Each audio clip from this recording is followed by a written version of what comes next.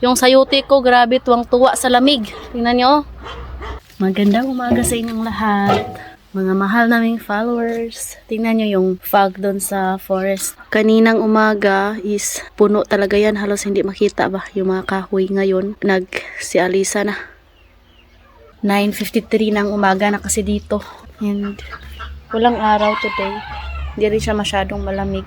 So, thanks God. Pag init pa yung weather sa labas is blessings sa amin yan. Kasi nga, syempre, makalabas-labas kami na hindi namin kailangan maglagay ng makakapal na jacket.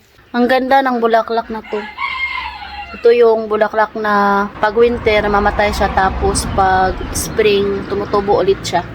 So, ayan, ang dami niyang bulaklak. At saka ito, ako yung nagtanim nito. Bigay ito ni sister-in-law. Ito oh, ang ganda. Ito mga ganitong bulaklak, pang summer lang to guys oh.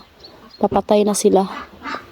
Tingnan niyo yung patula ko guys, ang daming bulaklak. Tsaka yung ampalaya ko, wala na rin. Puro na yellow. Itong patulang laki oh. Yung sayote ko, grabe, tuwang-tuwa sa lamig. Tingnan niyo oh. Pero walang bunga.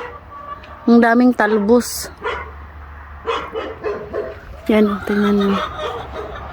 Diba? Yan. Lumaki na yung puno ng ating sayote. Grabe. Nagsanga-sanga na. Ayan, may talbos na naman tayo.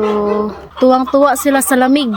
Pero tingnan natin kung makasurvive ba to sa 1 degree. Kasi dito, pag 1 degree talaga, lahat ng mga damo patay. Tingnan natin kung makasurvive ba itong ating sayote, no? Tingnan yung sitaw ko, wala na talaga. Yelong-yellow na sila. Yung dahon, yung dilaw na. Yan, oh. Yung ampalaya ko, guys, ang dami pang bunga. Tingnan nyo, oh. Ayan, oh. Ang daming bulaklak. Kaso nga lang, wala na talaga. Hindi na yan sila lumalaki pa. O, tingnan nyo, oh. Sobrang sensitive talaga ng ampalaya sa lamig. Hindi na sila lumalaki pa.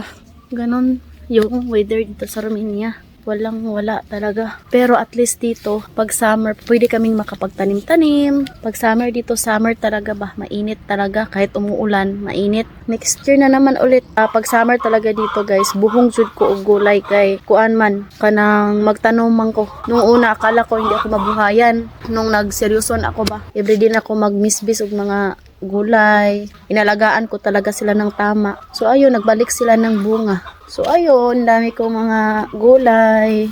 Tingnan nyo guys oh. Bumalik na naman yung fog. Tingnan nyo. Tingnan nyo yung puno na yan oh. Sobrang bigat tingnan ba. Kasi nga yung dahon na yan is palaglag na. Yung mga manok na mama.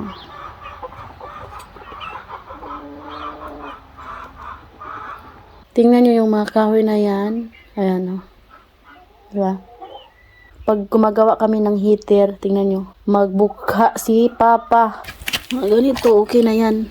Ilalagay sa sentrala. Kulang pa yan.